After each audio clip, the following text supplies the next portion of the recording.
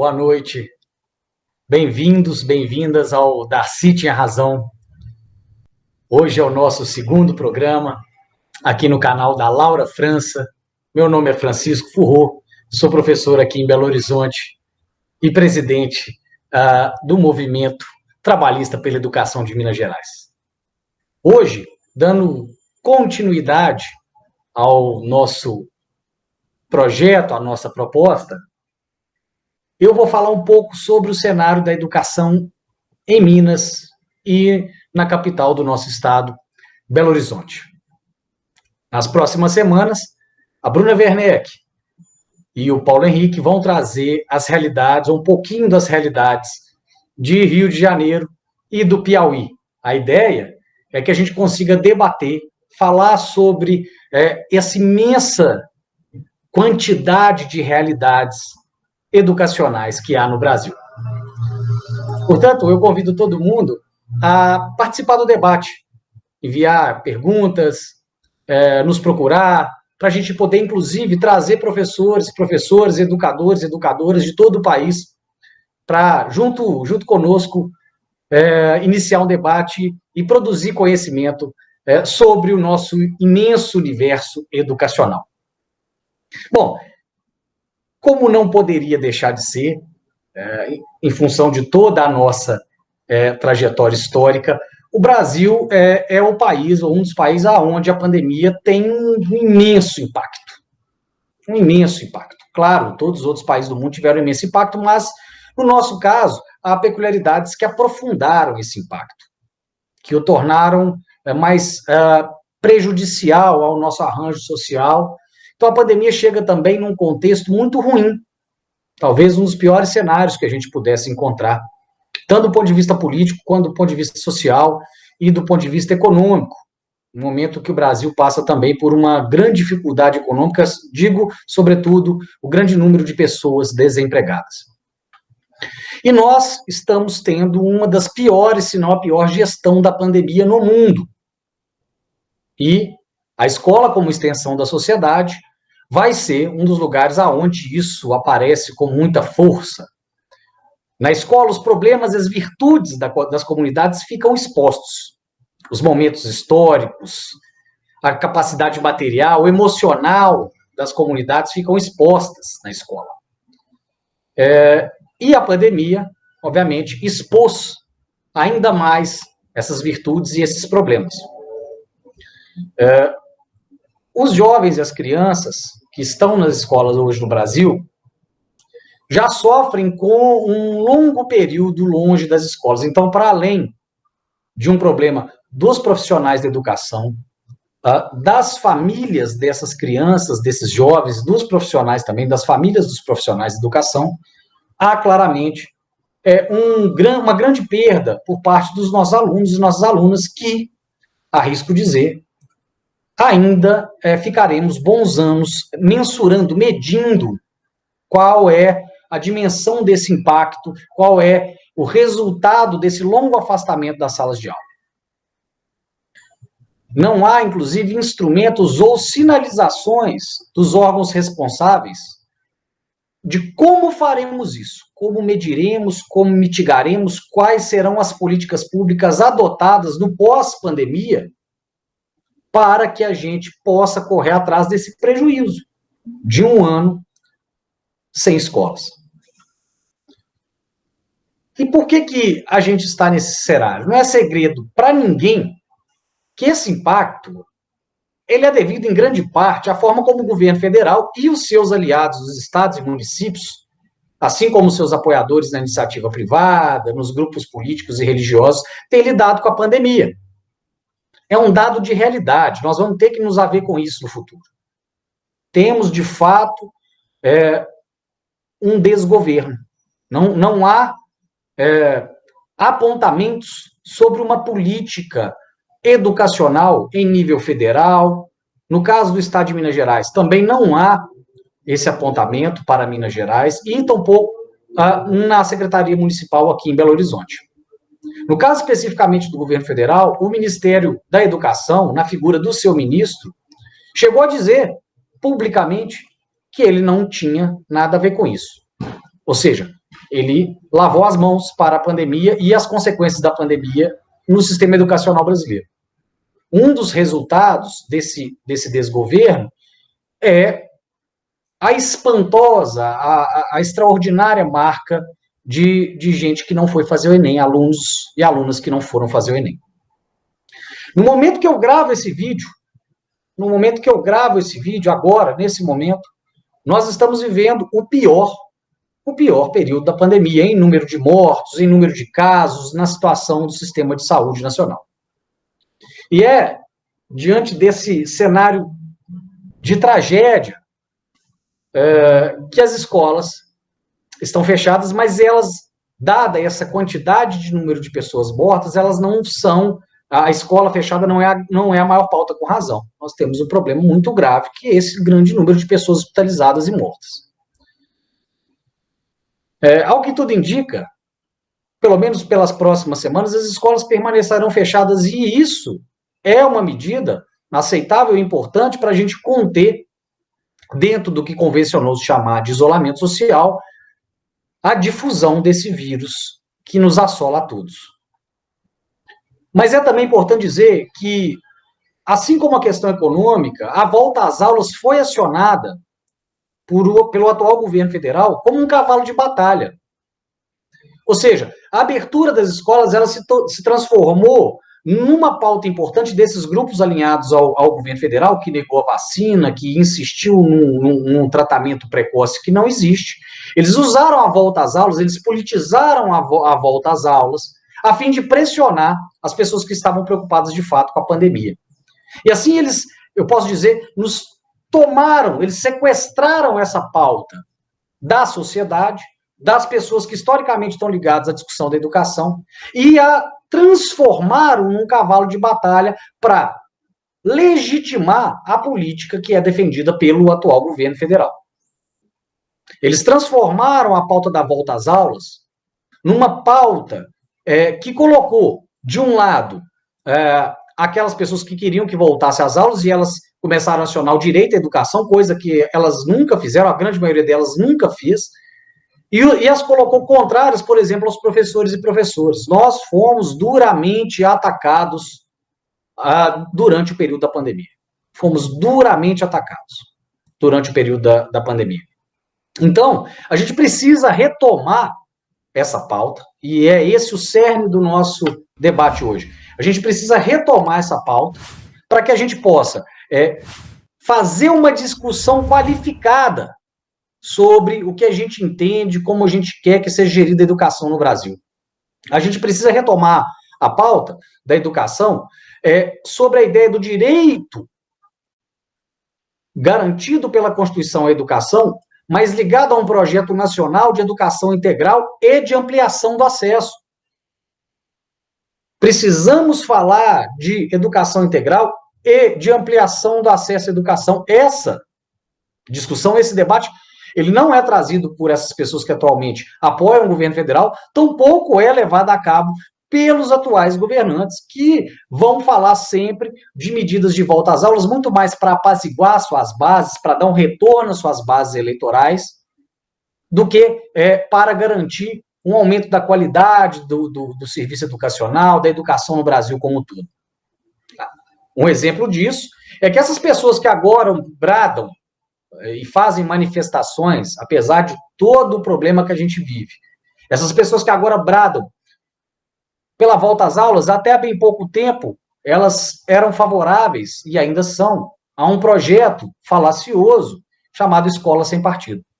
Muitas delas também são defensoras do homeschooling, num país onde a gente não consegue garantir o acesso universal à educação. Essas pessoas estavam falando de homeschooling. Então a gente sabe, portanto, que elas não estão dizendo, quando elas falam, eu quero que a gente volte, que as aulas voltem, elas não estão falando de ampliação do direito à educação, elas não estão preocupadas com qualidade de educação, com formação de professor, remuneração de educadores, não estão preocupadas com isso. Porém, elas transformaram a pauta de educação num cavalo de batalha para legitimar o seu projeto de poder, para legitimar os seus espaços de poder, para dar continuidade ao discurso violento que essas pessoas fazem contra professores e professores e educadores de uma maneira geral. Mas vamos voltar aqui para o debate da educação propriamente dito. Primeira coisa que a gente vai ter que mensurar é o impacto desse tempo sem aula nos nossos alunos e alunas. E vejam, nós temos um universo imenso de possibilidades. Para dar um exemplo, a educação pública aqui em Minas Gerais não voltou às aulas presenciais. Aqui no município de Belo Horizonte, ela também não voltou. Porém, as escolas em nível federal e algumas escolas que têm um pouco mais de infraestrutura e conseguiram mapear os seus alunos, voltaram à educação que a gente chama hoje de ensino remoto. As escolas particulares, por sua vez, aquelas que detêm mais condições materiais e condições técnicas, conseguiram um processo educacional de educação remota que não se distanciou tanto do calendário tradicional que a gente tinha e que em grande medida não é mais obedecido. Então, eu posso dizer hoje que aqui em Minas Gerais a gente tem um calendário do ensino público federal e aqui, no caso do federal, a gente tem um calendário do nível médio federal e do nível superior federal, são calendários diferentes. Temos um calendário seguido pelas escolas particulares que conseguiram manter a educação remota. Temos um calendário estadual que é muito pouco divulgado ou quase nada. E também um calendário municipal muito pouco divulgado a quase nada. Tá? É importante dizer que os problemas que eram prementes, urgentes da educação em nível municipal aqui em Belo Horizonte, que eu vou tratar um pouco mais ao fim do vídeo, eles foram simplesmente esquecidos, e porque há, é claro, e assim como dizia Darcy, um projeto educacional corrente no Brasil. Ele está correndo, ele está acontecendo, é um projeto. Então, o que nós estamos vivendo, é claro que a pandemia é uma contingência histórica, mas o que nós estamos vivendo é também resultado de um projeto educacional que vem sendo implementado, mesmo que esse projeto educacional seja a ausência de escolas. Então, primeiro o impacto nas crianças, que nós não conseguimos mensurar, mas é amplamente divulgado por especialistas da área que já há impactos da ordem emocional em várias crianças e por consequência, em suas famílias. Não é diferente, para falar um pouco dos profissionais de educação, nos professores e professoras, os educadores, educadores dos profissionais, e em todas aquelas pessoas que trabalham no universo da educação. A gente não tem como mensurar, mas nós já sabemos que há, com certeza, consequências emocionais, pessoas que ficaram doentes, não só fisicamente, mas emocionalmente nesse período de pandemia. Como faremos nós, a comunidade escolar, para lidar com esses problemas? Porque é também a nossa responsabilidade. Então, vejam, para ficar em um impacto só do ponto de vista da saúde, há uma grande perda emocional. Se a gente pensar do ponto de vista educacional, como nós faremos as medições, o que faremos para entender esse impacto do ponto de vista da perda da educação tradicional ou da educação curricular? Em Minas Gerais, o cronograma que deveria ser seguido pela Secretaria de Educação não foi, ela não apresentou o currículo do nível médio ligado à Base Nacional Comum Curricular. Era para ter apresentado no começo desse ano. Portanto, se não me falha a memória, começo do ano passado. Portanto, o que eu posso dizer é que no estado de Minas Gerais, as políticas públicas de educação, elas estão estagnadas, elas estão paradas. O governo estadual não tem competência e não quis encarar o problema, fazer medições, procurar soluções junto à comunidade escolar para resolver o problema. Aqui no município de Belo Horizonte, um problema que a gente tem é que não há vagas na educação infantil e nas creches municipais para toda a demanda. E esse problema foi agravado porque quando houve a eleição, em 2018, o atual governador do nosso estado, ele e a sua política educacional implementada, ainda diminuiu o número de vagas que eram de responsabilidade do Estado, porque há no Brasil um regime de responsabilidades e corresponsabilidades. O município atende educação infantil, educação fundamental, o Estado fundamental e médio, a União médio e superior, num regime de corresponsabilidade. Aqui em Belo Horizonte, nós temos um excelente projeto educacional com profissionais brilhantes, que hoje se chama EMEI, são as escolas municipais de educação infantil, que tem uma grande demanda, dado também ao grande trabalho que essas profissionais fazem, realizam, mas que não consegue atender toda a demanda, e essa questão ficou paralisada, esse debate está paralisado. Nós temos ainda, para agravar uma questão, a reforma dos currículos baseados na aplicação do que é a Base Nacional Comum Curricular hoje. Temos escolas que estão no meio da aplicação dessa reforma curricular. Então, convive no mesmo período séries que estão num currículo e séries que estão em outro currículo. Isso é um complicador dos desafios da educação nesse momento, agravados pela pandemia. Para finalizar, os nossos exames, tanto o Exame Nacional do Ensino Médio, quanto o SAEB e os demais exames, para nós verificarmos a qualidade do ensino, o resultado dos nossos alunos dentro dessas provas, também estão estacionados e há pouquíssima ou nenhuma informação sobre isso, até porque, nesse momento, dentro do próprio Ministério da Educação, há importantes técnicos que estão ligados a esses processos se desligando do Ministério. A gestão no Ministério da Educação, ela como eu disse anteriormente, ela se omite propositalmente da responsabilidade de tratar a educação nacional e criar diretrizes e guiar a política nacional de educação nesse momento terrível que a gente vive. Outra coisa que é importante dizer, no caso específico de Minas Gerais, nós temos, isso é uma preocupação concreta do caso de Minas Gerais, é que nós temos dois tipos de profissionais ligados à educação no Estado, educação pública do Estado, que são os terceirizados e também aqueles chamados designados, que são aqueles que não são concursados, mas que se candidatam a vagas disponíveis em escolas estaduais e são contratados. Esses profissionais, eles estão, e há alguns dados que dizem que isso gira em torno de 44 mil pessoas hoje, no estado de Minas Gerais, eles estão sem respostas do governo do estado sobre a sua situação profissional. E vejam, ficar desempregado num momento desse é terrível. Portanto, como eu já disse, há um problema concreto aqui em Belo Horizonte sobre a questão do acesso às creches e à educação infantil na cidade. Há um problema no Estado, tanto com relação aos designados como aos terceirizados, e há também a dificuldade de ter uma política pública clara de aplicação do que seria esse currículo ligado à Base Nacional Comum Curricular. E há, é óbvio, no mínimo, a omissão da atual secretária de Educação do Estado de Minas Gerais, do ministro da Educação, em relação a esses problemas que são urgentes. E no que o governo do Estado de Minas Gerais poderia ajudar a prefeitura, ou seja, dando um suporte na educação fundamental para aliviar um pouco a demanda sobre as EMEIs, isso também não foi feito. Bom, então,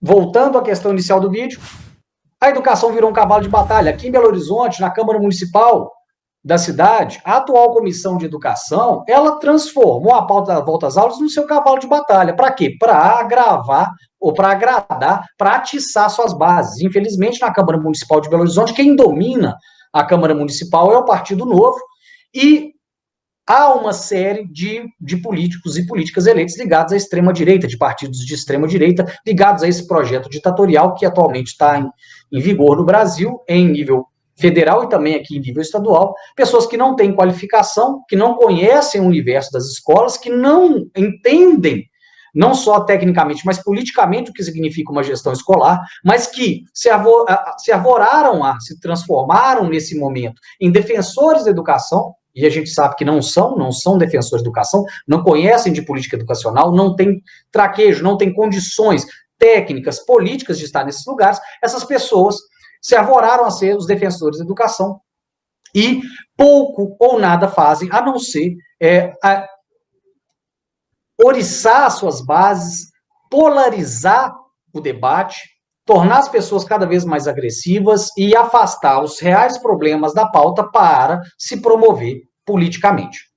Então, a pauta da educação, assim como outras pautas, foi instrumentalizada por essa extrema-direita. Nós precisamos desse momento de retomar a pauta, mas não a partir só de uma volta às aulas ou de como ela será, de um protocolo sanitário. A gente precisa retomar a pauta da educação a partir do que é definido pelo Plano Nacional de Educação e que nós entendemos como importante, que é a garantia do acesso e da universalização da educação. Nós precisamos universalizar, e é muito importante a gente dizer isso, porque no meio dessa tragédia que a gente vive, nós temos um Plano Nacional de Educação que fala a todo tempo na universalização do acesso, porém, não há nenhuma iniciativa que eu tenha tomado conhecimento mais séria, mais contundente, de cobrar, por exemplo, dos governos e das empresas ligadas à telefonia, o acesso, a garantia do acesso à internet nas escolas. É óbvio que a gente consegue fazer educação sem internet, com os livros, com os profissionais. Porém, quem não tem esse acesso, seja o acesso à internet, seja o hardware, seja o computador, seja o tablet, seja o smartphone, fica para trás. Tem um processo defasado educacional. Então, a gente precisa retomar o debate do acesso à educação, da universalização da educação, mas baseado, pautado, solidificado, consolidado a partir da ideia da universalização da educação e a universalização do seu acesso e do ensino integral. Nós precisamos voltar a propor políticas públicas e sair de um lugar reativo, porque é justamente nesse campo que toda a inteligência dessa extrema-direita trabalhou nos últimos 5 anos, pelo menos, para nos colocar. Eles trabalham via redes sociais e nos colocam sempre na defensiva, porque nos atacam o tempo todo. É um dos grandes desafios para nós, educadores, hoje, não só ensinar os nossos alunos a lidar com as fake news, e nós mesmos lidarmos com as fake news, selecionar boas informações na rede, como também a gente construir a nossa proposta de política pública sólida, baseada em princípios que já estão colocados na Lei de Diretrizes e Base e no Plano Nacional de Educação. Precisamos qualificar os nossos professores e professoras, educadores e educadoras, e mais, precisamos também assumir espaço no debate público. Não podemos ficar à mercê de pessoas mal intencionadas ou pessoas que não entendem de educação, que se estão propondo hoje a fazer o debate público sobre o que é a educação.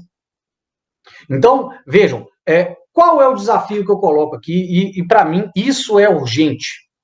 Primeiro, como que a gente vai garantir o acesso universal à educação no Brasil?